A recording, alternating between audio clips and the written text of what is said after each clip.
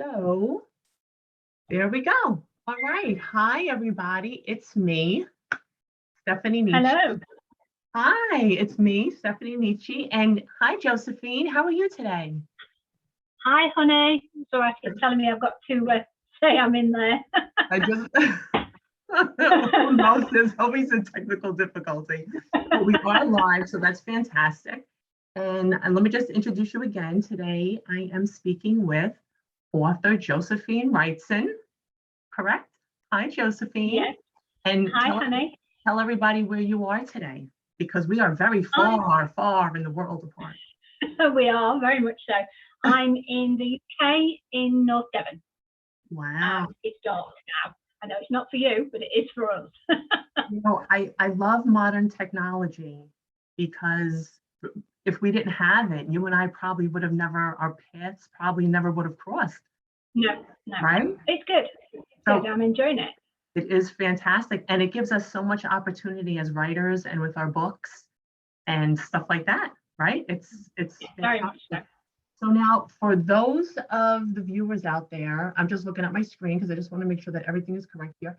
So for the viewers out there who, if anyone is not familiar with your work, give us a little history. Tell us what you write.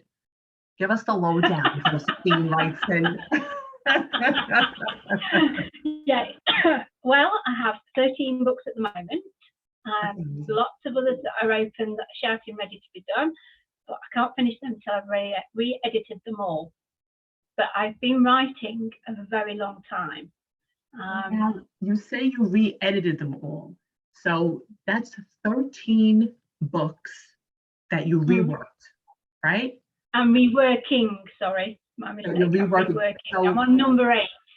And I guess wow, number 8. So you have quite a few to go. That's a very time-consuming process, right? To be reworking. I started in April. Okay, and here we are in December. So maybe by the time you're done, it will be about a year. But I mean, you do have a lot of books. You have 13 books, which I think is fantastic. And I know from point A to point B, like when we first start writing, we learn so much, right? There's so many things that we learn along the way, between being on social media, meeting other people, reading our own work back to ourselves, and reading other people's work, right? That somewhere maybe along the line that you felt you wanted to go back into what you wrote, right? Because you've been, how long have you been writing now? Oh my goodness. Well, I've been doing this for just over 2 years now, but I have written on and off all my life. Not being a spring chicken, it's a very long time. Well, writing, you know, it's a wonderful thing. And some of us start sooner, some of us start later. So how long from your first book to your last book, would you say, your 13th book? How long, what kind of time span are we looking at? Just like, you know, well, we're looking at for publishing and sorting them out from about 2.5 years. Oh, wow. So 13 books. I just have to lower the volume. 13 books in 2.5 years? Yeah, I had, I did have, because I've been writing all my life, I did have actual one written down by hand from start to finish. But that's made a trilogy, so I had to obviously rework it, beginning, middle, end, to put it into 3 separate books. But that's the only one that I already have. Wow. So going back to your first book, that was something that you were already thinking about, maybe pre-computer, you're saying, before we had this type of technology? Yeah. So you were writing. You were writing. I'm sorry, what? Say it again. Floppy disk. Oh yeah, that's right. I forgot all about that floppy disk. Wow. Okay. So you were actually typing and handwriting then, right? Because you were typing for the floppy and you were handwriting. And then, so when did you say to yourself, when did you know that you wanted to become an author? When did you say to yourself, wow, I want to write books? very early. I've always written, as I've said, but I did at that time try the traditional route. Okay. And although obviously I wasn't taking that, but mine are very spicy. And at that time, it wasn't quite as acceptable as it is now. Right. So I didn't actually have, although they were mostly no's, I didn't actually have a bad letter back. And Bloomsbury Publishing, I still have the letter because I kept them. Whenever I've moved, my cases with all my writing stuff in from 30 years ago or more has been the last thing on the truck and the first thing off every time I've moved, and I've moved a lot. But Bloomsbury Publishing did say that although they didn't think it was suitable for their list, that it was overall well written, and maybe try an agent with one. When I queried them with a second, they came back and said they liked the contrast between the opening pages and the actual body of the story, but again, it wasn't suitable for their list. But then life got in the way a little bit, and yeah, you don't keep things up. You see, right. everything else. Life changed a lot recently, and I just thought, oh, life's too short. Let's have a go. Right. And at that point, though, we're talking back a little further, right? So at that point, how many books did you have written at that point? 1, 2, the series? What did you have? I have a suitcase full. Of different stories, but like a series with the same characters? No, lots of different stories. I didn't actually do a series. It was only the one that I've made, the Pledge series, the Pledge of Prophecy series. I wrote that. I started writing that in maybe 2016, 2017. Okay. It took a while to finish it because it is very long. And obviously I hand wrote it all as well. So yeah, that is the only one that I've done and put into an ebook. Listen was my first book that I wrote this time in 2018, and put that immediately on as a single one. But it's not as a standalone, but it's not standalone. It is a series now. I've got 4 of those. But that was the first one I made into an ebook. And when I saw how that worked and how I'd done it, I went back. We're live, you know, baby. Giveaway. Oh, thank you. I've got a giveaway crazy. I'll show you in a minute. I went back and had a look at what I'd written and thought, I can put that one and I can split that one down into more readable rather than one huge novel. I can split that one down into more readable and make a trilogy out of that. So that's what I did. The first cover I did of Listen, I did that myself through a different company. And when I redid it, and after I'd done the Pledge series, I found Sharon at that point, Sharon Brownlee, who does my covers for me, and I liked those three. So we went back, and obviously because I'd made Listen into a series, I needed the covers to all link in with one another. So we redid the cover. So that's why on Goodreads, because I've not managed to update the second cover. I need a librarian for that, I think. It's the old cover, but then when you click on it and go to the book, it's the new cover, but that's the reason why. And the covers, I think the covers are gorgeous. I've seen them. I love them. Well, you know, your new covers and your other covers too. And I just want to say we have Heather joining us today. She says, hi, Heather. Hi, ladies from Gemma and I. Hi, Heather. And we have Uliana. Hi, she says hello. Hi, Uliana. Thank you. Hi, honey. So I'm just like, hi, hon. I've just got home. So I'm just saying, well, I'm on now. Hello, ladies. Thank you for joining us today. And I do want to say, we will be talking about a giveaway in a little bit. So I do encourage you to share this live interview today. You could share it right now if you like. There should be a share option. As I see when I chat, with Josephine. So I also want to know, can you read it? Like you said, you hand wrote your work too. Like, did you find it difficult to understand what you wrote? Like, when you sat down and wrote, were you thinking so fast that you like just wrote quick and you wrote sloppy just to get, just to get it out in the moment? Well, Or did you yeah. have a nice, like slow process and write it out? How does that work in your mind when you write? Well, handwrite? Like your A4 pad. It's something like 4 or 5 of those long. And it starts off really, really neat, but then you can see when I'm getting tired, but it's still legible.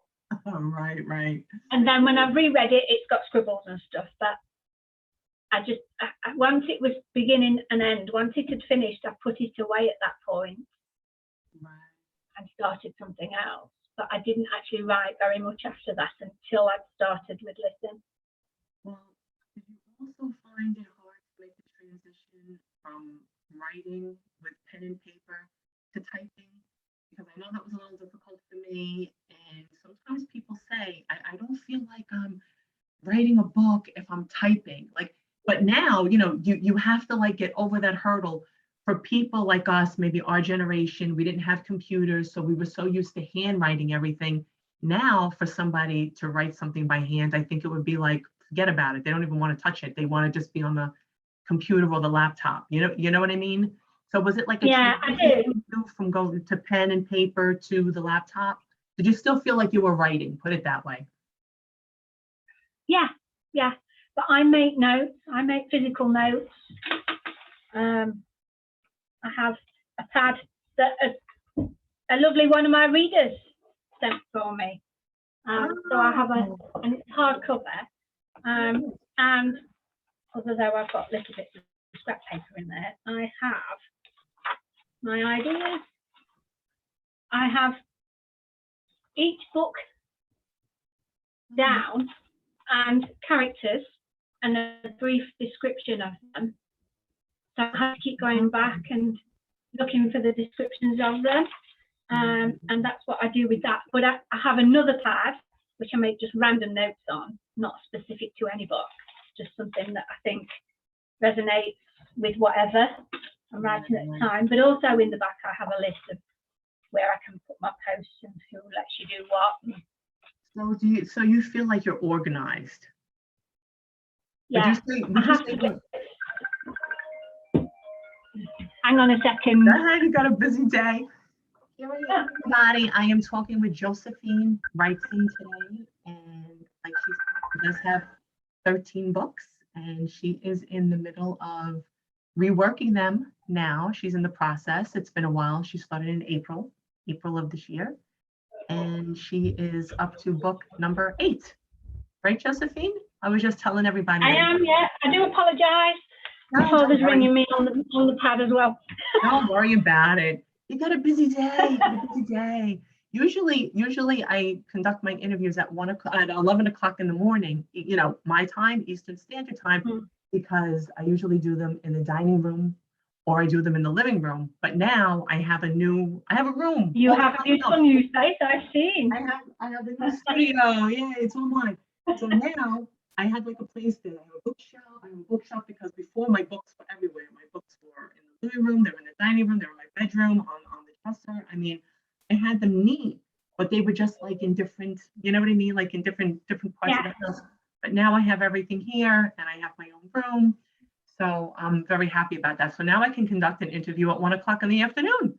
But it just so happens anyway that my family went out anyway. So I actually could have conducted this interview in the dining room or in the living room. So now how about you? Do you have a room that you work, or do you take your laptop and work wherever you like? Because I use my pad, my iPad, I can take it wherever. I can sit in front of the fire in the living room and do it.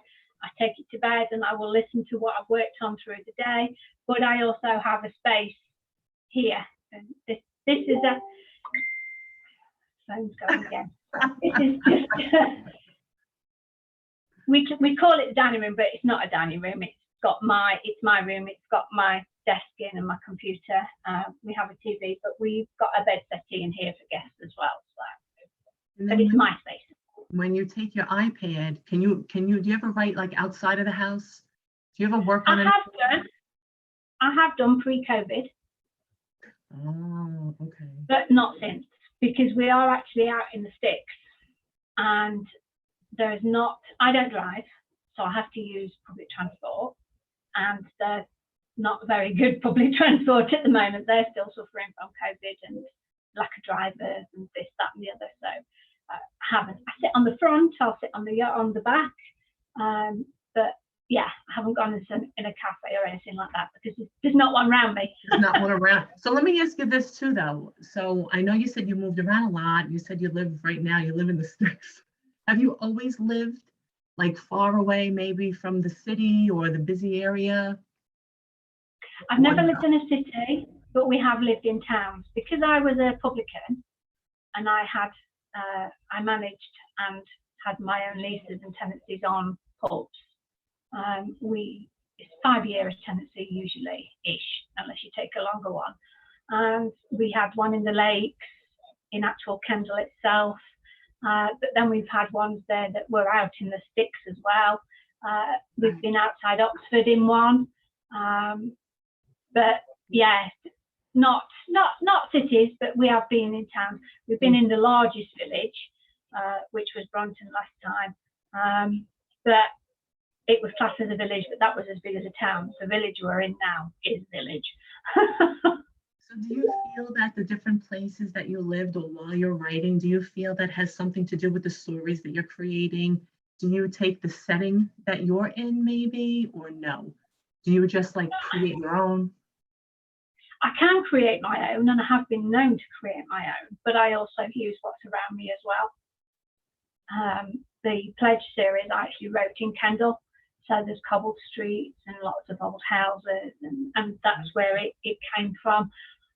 But because it's fantasy, it goes from that immediately to forests and mountains and hills, which is also part of Cumbria as well. So yeah, here I'm 4 miles away from the sea.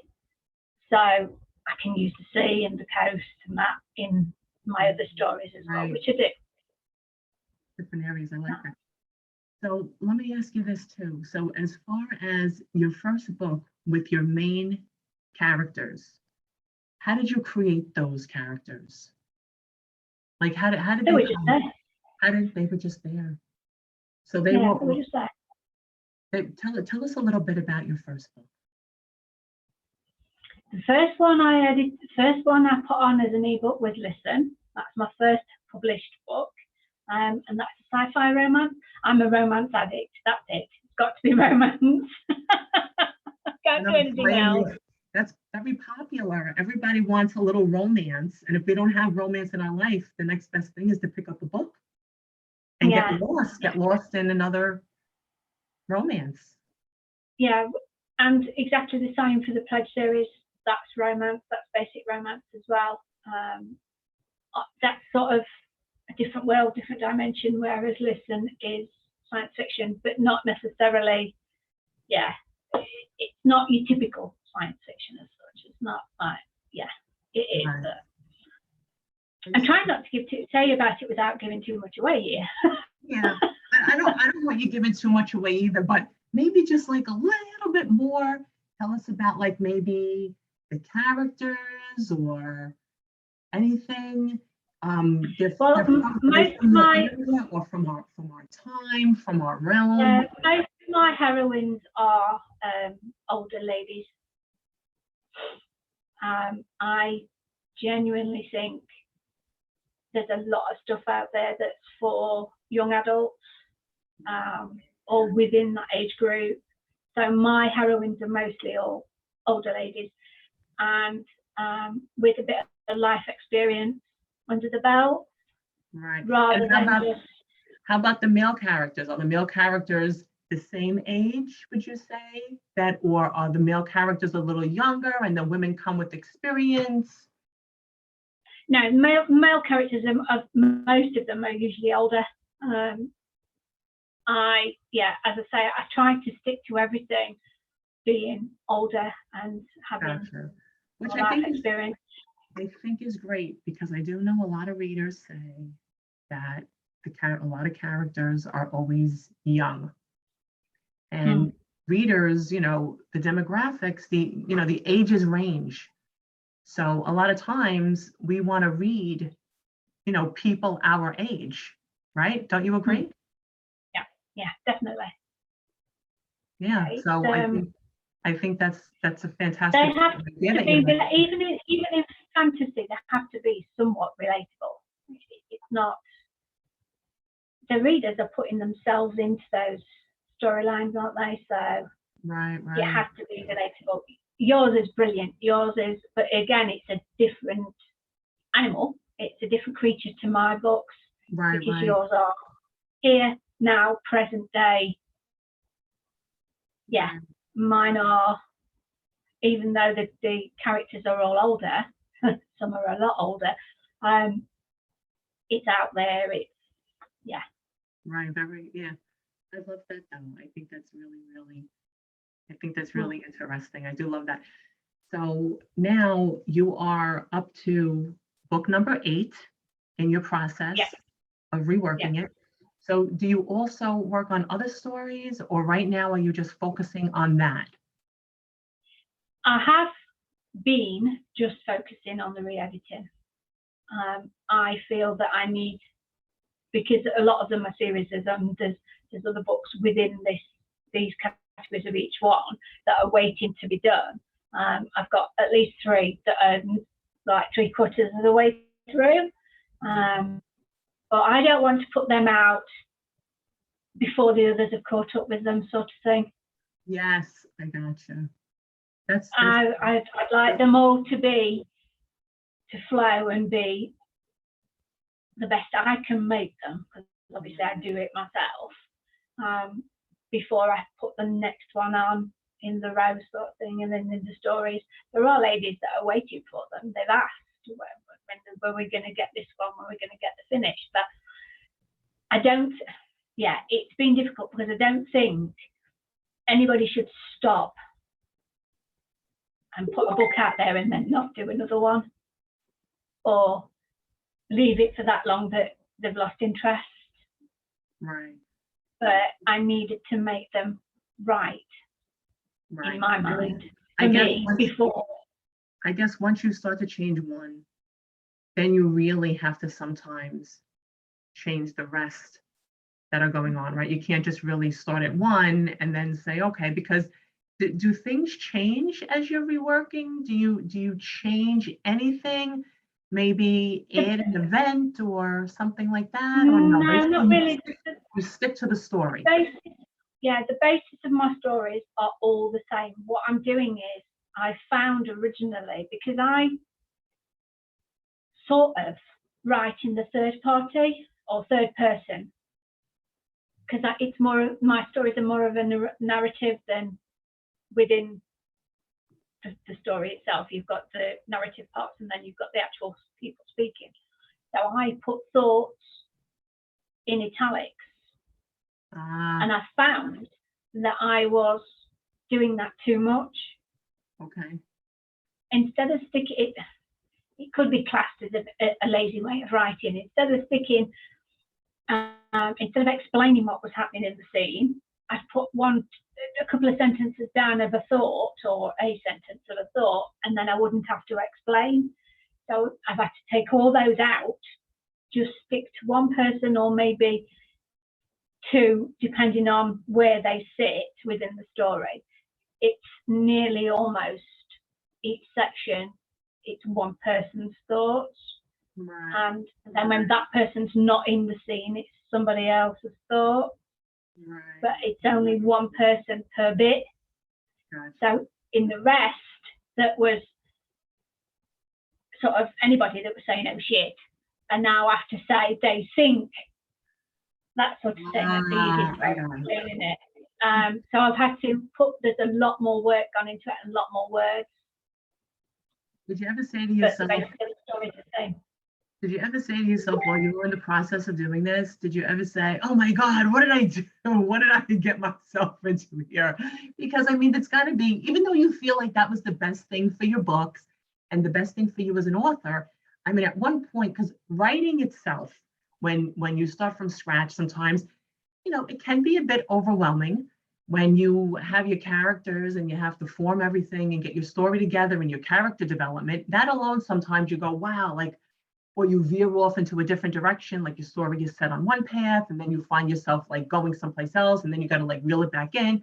I mean, I know all writers are different, but when you're in the middle of this, because I mean, that was a big undertaking that you decided to do. So I want to give you a lot of credit for that, because I know when we chat on the side or I see your posts and you're like, oh, I'm editing today, I'm reworking and I was like, wow, boy, I give Josephine so much credit because it's a lot of work. It's a lot of dedication, but you dedicated to your craft and you want it to be the best it can be. So kudos for that. But did you ever say, I want to rip my hair out? I can't take this anymore. I haven't actually got to that point yet. I keep looking at the others that I've got to do, and it's like, because I'm on a series at the moment and I'm on number 3. I've still got one more to do before I can jump in. I can't wait to get this series finished now so I can move on to something else. I tend to, because I know what's happening. Right. I'm tending to get a bit lethargic with it when I get towards the end of each one. As soon as I start, I'm full of energy, and it works. But when I start to, and I didn't do any yesterday, and I haven't done much today because I've been playing with my newsletter and other things, and it all takes time. Right. But you need the marketing. But sometimes you gotta need a break. I mean, do you try to do this every day, or do you have like set days that you do it and have days off? Every day. You try to do it every day.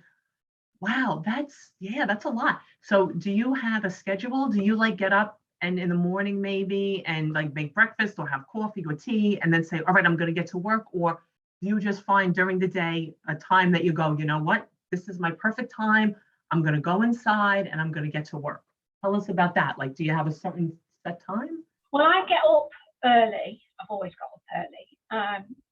But obviously I have the youngest at home still at school. I have my second daughter as well. She's actually at home, but she's had to stay with her older brother part of the week because the buses don't run for her to get to college, and he lives near her. So that's Right. We're lucky in that respect. So she's home tonight. But I get up at 6:30, and have a cup of tea and a little bit of quiet time to myself before I get my daughter ready for school. Is it dark? And that's when I usually, sorry? Is it dark when you get up? Yes. Okay, so you're waking up, it's like nighttime. It's total pitch black outside and you're getting up at 6 o'clock in the morning. Okay. Yeah. Yeah. That's why I get so many morning shots. I just walk over the road and take them of the scenery. But yeah, I find I check my Facebook then while I'm having my cuppa. Then I'll get Becca up and ready for school. My husband and I will both be up. He sees her off. We do bits and bobs, and we have mostly, depending on the weather, a walk for either half an hour or an hour-ish, depending on how I feel. Whether I'm a short walk or a long walk. So that I do get some exercise and I do get fresh air. How about the weather? Because I know sometimes when you make posts, it's raining. Do you have a lot of rain where you are? Yeah. Does that affect your mood or your writing at all, would you say? I don't think so. No. Does it make you like tired or a little like, oh, I'll start this a little later? Doesn't affect it. It depends just on how you feel for that. I guess because you live there too, you're kind of used to having all that rain. Yeah, it is. We're not. The weather doesn't. I like it in the winter. I like the frost and the snow. We don't tend to get as much snow being southern. So do I. I think rainy days make good writing days. I think rainy days make good reading days, right? Like a rainy day is like a nice day to like cozy up with a book or your laptop and get to work, right? Yeah. Especially I have a blanket. I have, because obviously I use my pad. I have one of those things where you stick your pad on there. Yes. and it sits on my knee, and then I'm off. Oh, that's great. You But could I do that have in a blanket bed. as well to raise my wrist. Sorry? You could do that in bed. You could do that on the sofa. Like you could take that anywhere. You could sit on the floor and do that. Yeah. I carry it. It's just attached. I carry it with me everywhere. I come down in the morning and I've got my pad on there, my phone in there, my headphones tucked over the top, and my spectacles in there. Oh my gosh, you're all set up. It's perfect. Right? Yeah. It's perfect. By the time, I mean, you're going to have that thing probably forever. It's going to be falling apart, right? And you're still going to be carrying it with you forever. You think I need to take it off and wash it, but I miss it too much. Let me ask you, if that got really like ripped up and stuff, would you get a new one, or are you just so dedicated to that one that you have to have that one? Would you I am dedicated to that one. That's the first one we had, and that's mine. But I will say we've bought the girls one now, but there's 2 others in the house that I can whip if need be. Well, that's good. A black one and a pink one. That is a popular item in your home. So now, out of your 13 books, how many are series? Trilogy. The Chronicles of the Araceli is Listen, and that's at the moment that's 4. There's maybe going to be another 2 or 3 to bring it to a conclusion. Okay. I had originally thought only 1 more, but I bought a new character in, so I need to develop it a little bit more, and to develop it in 1 story is not going to give them enough. It's good, yeah. Balance is only 2. Did you decide to bring a new character in, or is that something that just happened while you were writing? It happened as I was writing. I am a bit of a planster. I do tend to, things just happen and it's just like, oh yeah, I can go that way with that one. And oh, hang on a minute, I bought him in as a side character and not given him so much. I'm going to give him a bit more now. Yeah, I think it's exciting. I need to work on her. Yeah, your characters develop. Yes. Life never stands still, does it? As you go. But some people, I think, are very regimented, or, they like to plan everything out, and I'm a pantser myself, but they have everything like written out. They know every character, they have the description, and, they storyboards with notes on exactly where things are going to go and what's going to happen. I can't do that. I mean, that's fabulous. Believe me, I give them tons of credit for doing that. I think that's fabulous, but everyone's brain works differently, and everyone needs to create their story in a different way.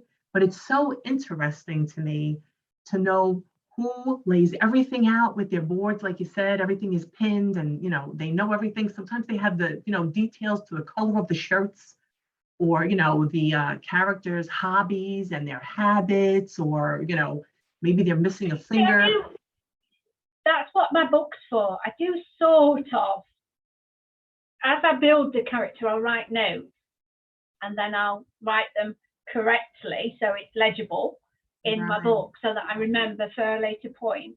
And I have routine in what we do. My youngest is autistic, so routine is how she lives. She likes, and she's calm, and she's settled with routine.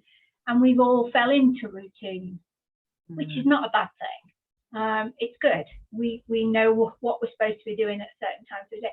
We can change it up, and we do change it up.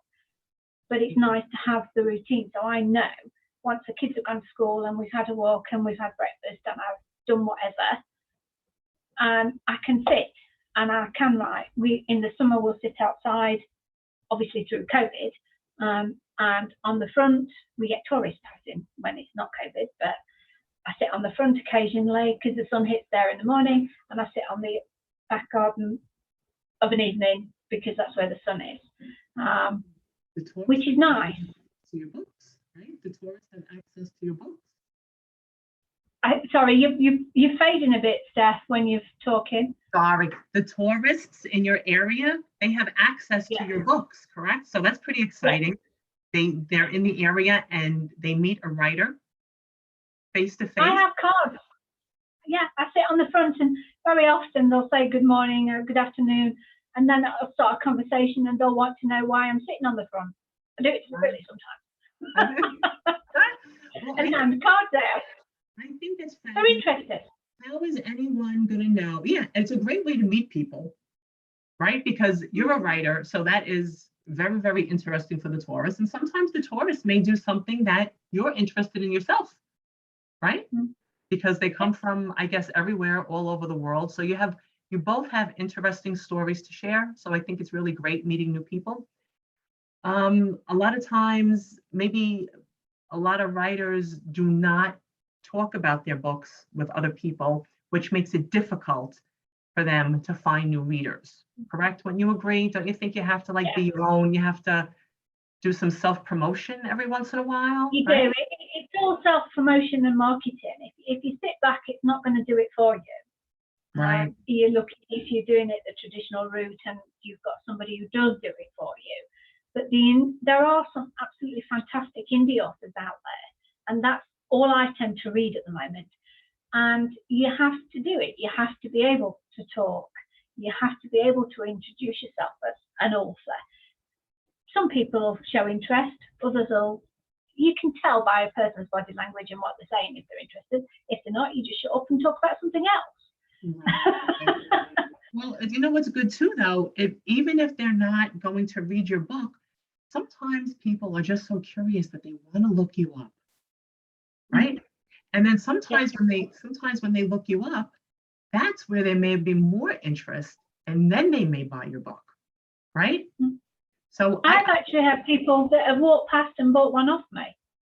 Yeah, see, you never know. So if the writer doesn't get that out there, that they've written a book, and I mean, through the day, there's so many ways that people can do that. I mean, going to the supermarket, going, to an appointment. If someone doesn't know you're a writer or they don't know about your books, that's a missed opportunity. So I think it's great. You're in that area. You have a lot of tourists, and when people pass, and you're a very personable, friendly person. So that, you know what I mean, right? Yeah. That's going great, but yeah. Well, I think you're a very personable, friendly person. I know you are. I'm just kidding. So I want to know this too. How do you think, so when it comes to writers, how do you think social media helps them? Because a long time ago, writers didn't have social media to count on. For me, I've connected with a lot of other people, not only authors, but readers as well. And they will say what they like, what they don't like. So you can just, not that you write what you want to write, you don't tailor it to anybody else, but you can think, they might enjoy this because that's what they've said they like, or they might enjoy that. And you can just tweak it a little bit. You've got to give the readers what they want at the end of the day, no matter what. Otherwise, they're not going to read it.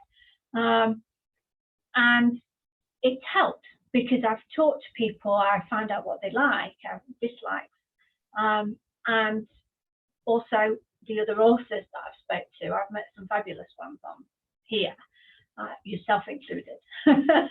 Yeah. And I learned from them. We can all learn from each other. I was picking somebody's brains, a lady called Godiva, the other week about the story origin, and if she hadn't have pointed me in the right direction to use it for my newsletter, then I was still struggling, but touch wood, I cracked it because it was only one little bit of advice that I was missing. And once she told me, I got a grasp of it, and then I was off and flying with it, and I've managed to do it. Right. And I'm interacting there again with other authors because it's quite a big author site. And we are doing newsletter swaps for the books. Right. And you have a newsletter out, right? And it's a new newsletter. So not only are you reworking your books, but you're also writing a newsletter. Yeah. Yeah. Do you find that it's a bit trial and error still, but yeah. Yeah, well, we all have to start somewhere, right? We have to start somewhere. So I think that's great because I know a lot of authors, create newsletters and they say that's really a good thing for them. to get their work out there. I do not have a newsletter. I don't, I don't have a newsletter. It's a big undertaking, so I give you credit for that as well. So what made you decide to create a newsletter? Well, I've had the Story Origin for a while and not used it. I did one about a year or more ago, and then didn't follow it up any further because it sounded very complicated. But the more I've learned from other authors, and the more I've learned about how to use the tools that are out there, I still struggle with some of it, but not everything. And maybe files equal files and all the different things that you need to know.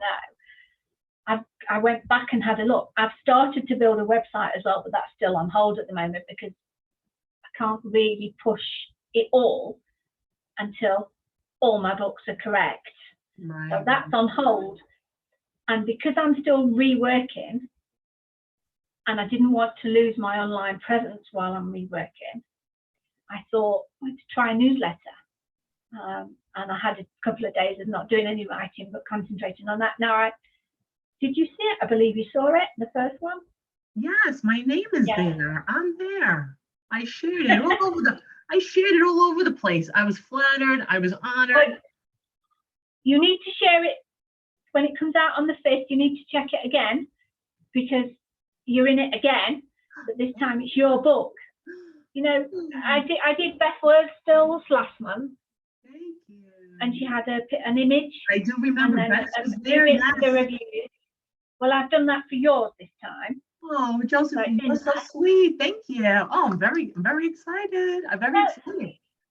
Yeah, because Story Origin do the swaps, and I've got other people in there. I thought there's a lot of ladies that I interact with that I've read as well. So why not put those in there too? Right. But now so that's what I've done. To see your content, to see your newsletter, people need to subscribe. Yeah. Right? They do. So guys, you have to subscribe because this is your second one that's out now, right? So you really just began. Yeah. So it's not like everyone has fallen really behind, that it's been out for a while. It's pretty fresh, it's pretty new. So this would be your second newsletter. So people can catch up in a sense if they wanted to read past, past issues of the newsletter. So where can they find your newsletter? We can always put the link in the comments after the interview, which we will, guys. Subscribe to Josephine's newsletter. But how can they find it for those that are listening? It's on my Facebook, and it'll be on my author page, my personal page, my group page, on By the Author, and on Author Supporting Authors. I actually I shared last month again on my Facebook page earlier, and so that's last month. That is obviously you need to subscribe to get the new one, but I will on the 5th, so a couple of days yet, put it on my Facebook page again. I use Twitter, but I find Twitter moves too fast for me. There's too much happening on Twitter. If you don't stay up to date with Twitter, it's very easy to get lost. If people mention you or Twitter, I try to stay current because if I don't, I go on and I don't know where the thread began. I don't know anything as far as that goes. But now, do you have something for subscribers, new subscribers to your newsletter that's going on? Well, if they subscribe to the newsletter, they will get a copy of, or they can apply for a copy of it. You have to go through a little bit of filling in, put your email and that in with it. Of Listen, which is the series I'm working on now, and the first 2 are the re-edited on that one. I'm on the 3rd, but they're also down in price as well. They're on a special offer. I don't use Kindle Unlimited, so I can't put them on at naught. It doesn't let me. So I've gone for the least it'll let me do. So it's 80p in the UK and $1.09 or $1.08. One's a lot longer than the other in on .com, on Amazon, on the Kindle. So guys, it is on Apple. I use Draft Digital and I put them on all the other platforms as well. So that's the range that they'll be priced at. They should all be priced the same, so. Check it out and don't forget to subscribe. And I just want to say Sweat LaPound is watching with us. today, and she Oh, said, hi, Switch. she said, hey, Roz, I know she's been off for a while, so she rejoined us in social media world. So that's fantastic. So welcome back to you, Sweat LaPound. That's an always a wonderful thing. So yeah, guys, don't forget to subscribe to Josephine's newsletter. And don't forget to share also, right? This If they share, depending on whoever shares the most, you share, and we'll choose another person to get an ebook as well. That's pretty And the share ones, because I'll have to send those out individually, not through the newsletter. They can choose between Balance and Retribution, but one which you've read. Yes, and I loved it. Don't read it with the lights out, like me, unless I'm just a big scaredy cat. I don't know. But you know, that set the tone for me when I read the first chapter.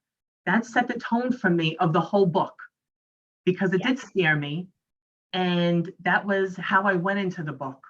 Like with that, I don't want to say too much about it either, but it just, sometimes I guess it's when you read something and the setting around you, if you have, you know, if it's quiet, if it's late at night and you mood, isn't it? It's the mood that you're in. Some things will frighten you some days and not others. You can really get lost in a book. I mean, I don't know if a lot of people realize that don't read. You know what I mean? Like there's some people that don't read and they're missing a whole experience, like a whole, right? Wouldn't you say, like a whole emotional experience and a whole, mental experience? Reading. Well, the thing is, between a book and a movie, the movie is somebody else's image of what the story and the words say. When you read it yourself, it's tailored in your mind to what you want it to be. Right. So therefore, it's your imagination and it's yours, and it's very, very individual, whereas the movie's not. It is. That's so true. I read something the other day on Instagram that someone wrote, and I took it one way and I made a comment. And she said, well, I found that very interesting, the way that you perceived what I wrote, because it was not what she wrote. The way I took it was not the way she meant it. But it was interesting because a reader makes their own, draws their own conclusion or pictures it in their head the way they do. And it's not always the way it's your the writer interpretation of what the words say. So it's super interesting. And I just want to say we have the Nietzsche family watching also today. Thank you, guys. They have joined us today. Hi, everybody. They're all out today, but they are watching. So thank you. I just want to give them a shout out to the Nietzsche family. So. I think also if anybody reads anything and leaves me a verified review or a review on both Amazon and Goodreads, or definitely on Amazon, I have another giveaway for me to choose or to spin off how many people do it, which is, I'm going to do it on that hand so that I've not got a bracelet. Oh wow, look at that. Very nice. I love it. So I see, yes. Pearls, and is that a blue rose? Yeah, it is a blue rose, but it's a particular stone. But off the top of my head, I'm not sure what the stone is, but yeah, it's carved from a particular very nice stone. Very pretty, very fancy. So if someone reads a particular book, or is it any one of your books? Any one of the on both Amazon and Goodreads. And post it to my Facebook, so obviously I know that they've done it. That they did it, and they want a chance to win. They want to be entered in the giveaway. They want to be entered and try to win a beautiful bracelet. And then I'll stick the names in the kettle. I love that. Mine's an old-fashioned brass one. This kettle is so big. Antique mine. I love it. A bit like me. Hopefully there's going to be a lot of people that are going to be writing reviews, and you're going to fill that kettle up and you're going to shake it, and it's not going to move because there's going to be so many names there, because so many people read the book and so many people wrote reviews. And how important, let everybody know, how important is it for a writer to read a review of their work? How does that make you feel? Well, just honoured. Speechless. I think more than anything, yeah.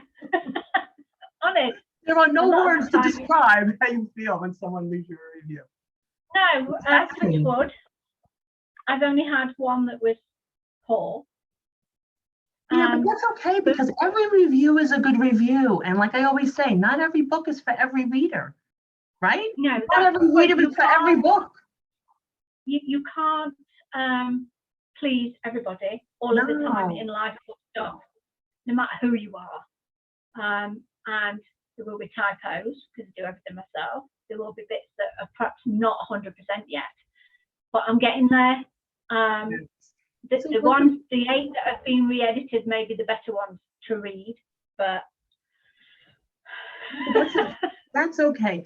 You know what it is, when we first set out to be writers, authors, the biggest thing is writing the work, completing it. And sometimes, I mean, yeah, we could say, I wanted to write a book, or, you know, that was in my future. I always wanted to write a book. But we don't always get to do that.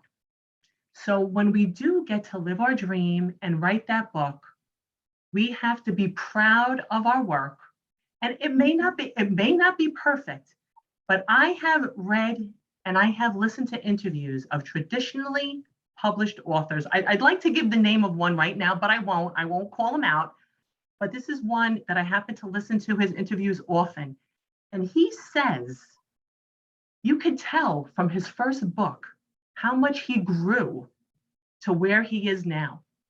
And he's insanely popular. He has a ton of readers, and he has people that are working for him that do the jobs that you yourself are doing alone. And there's still things that he is not happy with in his beginning work. Like, you can always tell a difference. So you write books, and they're great books, and they're wonderful stories. And I know you put your heart and your soul into those books, and you should be proud of those books, Josephine. You know what I mean? Things are going to slip by, and sometimes even when we send our work off to be, processed and published, sometimes even the printing press makes a mistake, or whatever it is in the computer. When we do an ebook, they might have a word double. It's not always the author's fault. You know what I'm saying? Like, sometimes sometimes there's going to be mistakes. There's going to be page number mistakes. There's going to be where they put the number on the page wrong. It happens. But you've accomplished, you're living your dream. And I just want to tell you that that's fabulous. And I mean, you know what I mean? That's what life is about, right? Life's too short. Otherwise. Life is too short, and you just got to throw that work out there, and you just got to say, this is mine, and please read it, get lost in it, love it, and enjoy it. Right? Yeah, I do. It is. I've always found it relaxing.